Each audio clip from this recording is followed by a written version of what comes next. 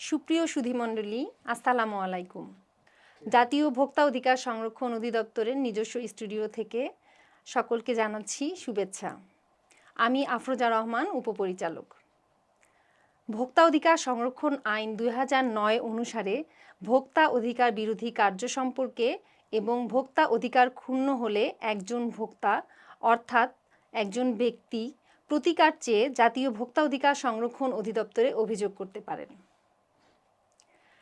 আজকে আমরা আলোচনা করব এই বিষয়ে যে একজন ভোক্তা কি উপায়ে অর্থাৎ কি মাধ্যমে জাতীয় ভোক্তা অধিকার সংরক্ষণ অধিদপ্তরে অভিযোগ করতে পারেন এবং আমাদের যে ভোক্তাগণ অভিযোগ করেন অনেক সময় আমরা অভিযোগগুলো আমলে নিতে পারি না বা ব্যবস্থা গ্রহণ করতে পারি না। তো আসলে কি কারণে এই যে ব্যবস্থা নিতে পারছি না বা বাতিল হচ্ছে এই বিষয়টা এবং ইদানিং কি অভিযোগ আসছে অধিদপ্তরে সেই বিষয়টি নিয়ে আলোচনা করব।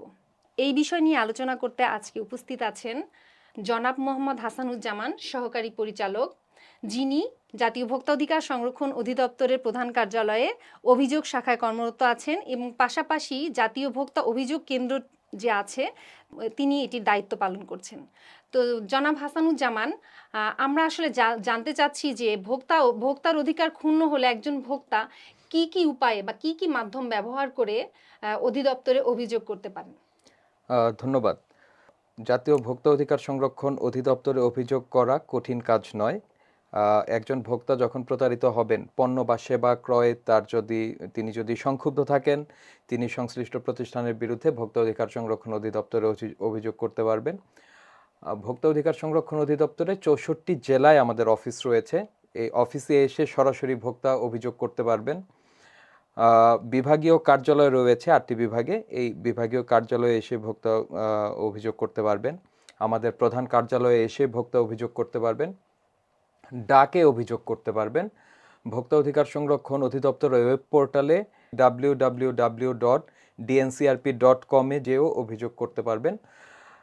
ncc@dncrp.gov.bd এই ইমেল আইডিতে মেইল করেও ভোক্তা অভিযোগ করতে পারবেন। ভোক্তা অধিকার সংরক্ষণ অধিদপ্তরে অভিযোগ করা সহজ।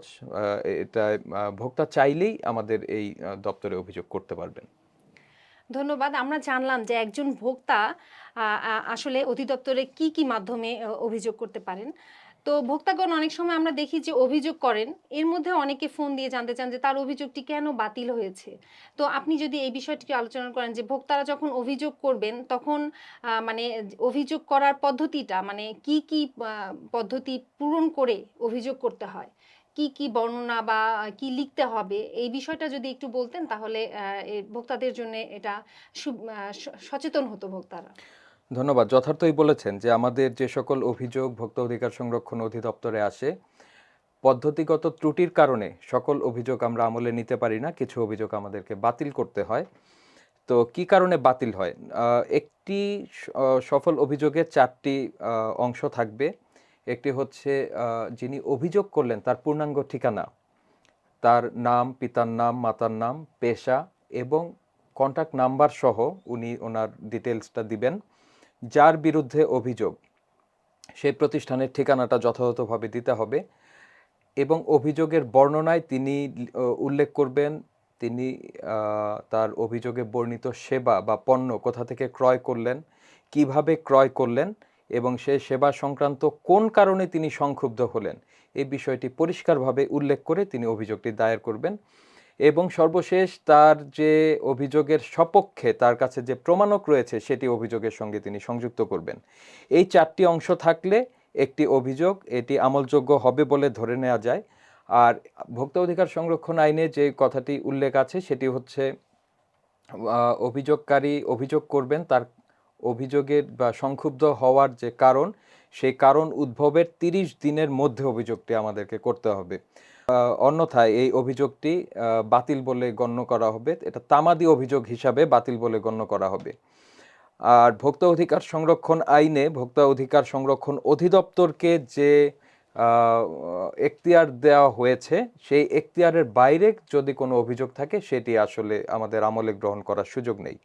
অর্থাৎ 30 দিনের মধ্যে করতে হবে। আমাদের আইনে যে পরিধি দেয়া আছে সেই পরিধির মধ্যে অভিযোগটি থাকতে হবে এবং অভিযোগের 4টি যে অংশের কথা বললাম, অভিযুক্ত প্রতিষ্ঠানের ঠিকানা, অভিযোগকারীর ঠিকানা, অভিযোগের বিবরণ বা বর্ণনা এবং সঙ্গে প্রমাণক, এই 4টি অংশ থাকলেই আমরা অভিযোগটি আমলযোগ্য হবে এবং এটি প্রতিকার দেওয়ার যোগ্য হবে। আমরা জানলাম যে একজন ভোক্তা কি কি পূরণ করে একটি অভিযোগ দায়ের করতে পারেন অধিদপ্তরে। একটা বিষয় আপনি বললেন যে অভিযোগকারীর পূর্ণাঙ্গ ঠিকানা এবং অভিযুক্ত প্রতিষ্ঠানের পূর্ণাঙ্গ ঠিকানা দিতে হবে। এই বিষয়টা যদি একটু ভোক্তাকে জানাতেন যে কেন এই বিষয়টা আর কি দরকার। কারণ অনেক সময় ফোন আসে যে জানতে চায় যে আমি তো ঠিকানা দিয়েছি, দেখা যায় যে বাট পূর্ণাঙ্গ ঠিকানা নেই।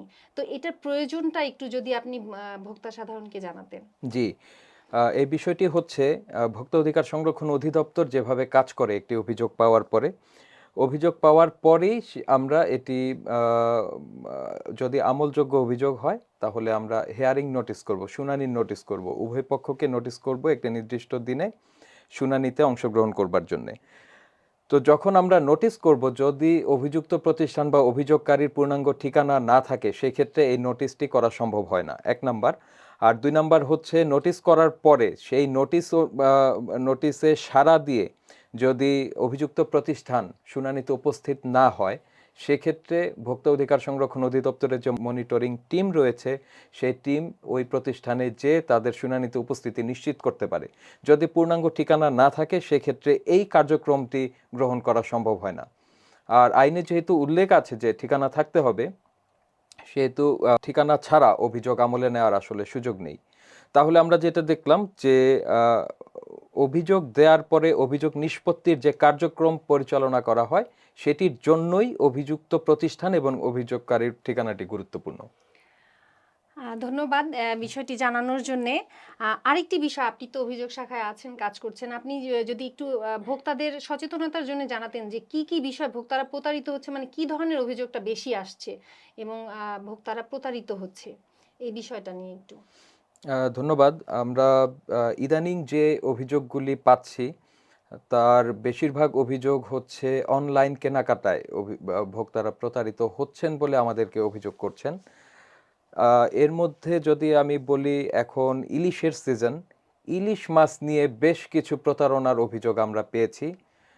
এইটার পেজগুলির নাম এরকম হয় যে চাঁদপুরের ইলিশ, ইলিশের বাড়ি চাঁদপুর, টাটকা ইলিশ, এই এই ধরনের নাম দিয়ে খুবই আকর্ষণীয় বিজ্ঞাপন দিয়ে আকর্ষণীয় ভিডিওর মাধ্যমে এই পেজগুলোতে ক্রেতাকে আকর্ষণ করা হয়। আমি যদি একটু বলতে চাই যে এটা কিভাবে করে এই পেজগুলি থেকে, এটার ধরনটা অলমোস্ট সেম। সব পেজগুলি যেটা করে সেটা হচ্ছে যে প্রথমে 500 থেকে 1000 টাকা তারা অ্যাডভান্স গ্রহণ করে। এটা মাছের প্যাকেজিং, বরফ টরফ এগুলির নাম দিয়ে তারা অ্যাডভান্স টাকাটা নিবে। নেয়ার পরে অন্য আরেকটি ফোন নাম্বার থেকে ভোক্তাকে ফোন করে বলা হবে যে আপনার ওটিপিটি বলুন, আপনার প্যাকেজ রেডি আছে, আপনার প্যাকেজ আপনার এখানে পৌঁছে দেওয়া হবে। তখন ভোক্তা জানতে চায় যে ওটিপি তো আমার কাছে নাই, তখন বলে যে একটা বিকাশ নাম্বার দিয়ে এই নাম্বারে একটা সার্টেন অ্যামাউন্ট বিকাশ করতে বলে। এই সার্টেন অ্যামাউন্ট বিকাশ করার পরে আবার ভোক্তাকে সে ফোন করে বলে যে আপনার অ্যামাউন্টটা সঠিকভাবে বিকাশ করা হয়নি, আপনাকে আরও এত টাকা বিকাশ করতে হবে, তাহলে আপনি মাছ পাবেন এবং বাকি টাকা ফেরত পাবেন।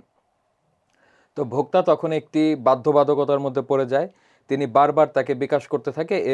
এর মাধ্যমে অনেক টাকা প্রতারককে দেওয়ার পরে তিনি বুঝতে পারেন যে তিনি প্রতারণার শিকার হচ্ছেন, তখন আমাদেরকে অভিযোগ করে। তো এক্ষেত্রে যে বিষয়টি হয় সেটি হচ্ছে পূর্ণাঙ্গ ঠিকানা না থাকার কারণে এবং ভুল ঠিকানা থাকার কারণে আমরা অভিযোগগুলি নিষ্পত্তি করতে পারি না। আপনার মাধ্যমে আমি ভোক্তা সাধারণকে বলতে চাই যে যে কোনো পেজ থেকে, অনলাইন ভিত্তিক কেনাকাটার ক্ষেত্রে যে কোনো পেজ থেকে কেনাকাটার সময় ভোক্তাগণ অবশ্যই পেজটির রিভিউ দেখবেন এবং পাশাপাশি কারা রিভিউ দিচ্ছেন সেটিও দেখবেন। এমন হলো যে আপনি দেখলেন যে একজন রিভিউ দিয়েছে যে তিনি প্রোডাক্ট পেয়েছেন, যথাসময়ে পেয়েছেন, তার আইডিতে ঢুকে দেখবেন যে তিনি শুধুমাত্র এই পোস্টটি দেওয়ার জন্যই তার আইডিটি খোলা হয়েছে। সেক্ষেত্রে এই যে পেজ থেকে আপনি কেনাকাটা করবেন সেটার সঠিকতা নিয়ে বা সেটি অথেন্টিক কিনা সেটি নিয়ে প্রশ্ন উঠতে পারে। কাজে রিভিউ কারা দিচ্ছে সেটি দেখবেন, রিভিউগুলি দেখবেন, দেখে আর ওই পেজে যে ঠিকানা ব্যবহার করা হয়েছে সেটি সঠিক কিনা সেটি নিশ্চিত হয়ে তারপরে পণ্য অর্ডার করবেন। আর একটি কথা বলে রাখা প্রয়োজন, ক্যাশ অন ডেলিভারিতে আপনারা যখনই কোনো পণ্য নেবেন অবশ্যই পণ্য হাতে পাওয়ার পরে টাকার লেনদেন করবেন। কোনো ক্রমে পণ্য পাওয়ার আগে ওটিপি বা এই জাতীয় কথাবার্তায় তাদের কথায় বিভ্রান্ত হয়ে কাউকে কোনো টাকা পয়সা প্রদান করবেন না। বাই এনি চান্স আপনারা যদি প্রদান করে ফেলেন সেক্ষেত্রে ভোক্তা অধিকার সংরক্ষণ অধিদপ্তরে এটিতে আমরা নিষ্পত্তি করতে না পারলেও আপনারা নিকটস্থ থানায় জিডি করবেন এবং সেই জিডির কপিটি বাংলাদেশ পুলিশের সাইবার ক্রাইম ইউনিটে সেটি শেয়ার করে একটি অভিযোগ জানাবেন। আশা করি এই ধরনের প্রতারণা বন্ধ হবে তাহলে। জনাব হাসানুজ্জামানের সাথে আজকের আলোচনায় জানতে পারলাম যে জাতীয় ভোক্তা অধিকার সংরক্ষণ অধিদপ্তরে কি কি মাধ্যমে বা কি কি উপায়ে অভিযোগ করা যায় এবং একটি অভিযোগ করার সময় কি কি তথ্য দিয়ে সফলভাবে একটি অভিযোগ করা যায়। এবং আরেকটি বিষয় জানালেন যে ভোক্তারা যে প্রতারিত হচ্ছে এই বিষয়ে একটি সচেতনতামূলক আলোচনা করলেন যাতে ভোক্তারা সচেতন হয় প্রতারিত হওয়া থেকে। জাতীয় ভোক্তা অধিকার সংরক্ষণ অধিদপ্তরে অভিযোগ করতে www.dncrp.com ওয়েব পোর্টালে গিয়ে অভিযোগ করতে পারেন। ভোক্তা অধিকার সম্পর্কে জানতে কল করুন অধিদপ্তরের হটলাইন নাম্বার 16121-এ। ধন্যবাদ জনাব হাসানুজ্জামান আজকে এই ভোক্তাদের উদ্দেশ্যে কিভাবে অভিযোগ করা যায় এই বিষয়টি বলার জন্য, এবং সকলকে ধন্যবাদ আমাদের আলোচনাটি শোনার জন্য।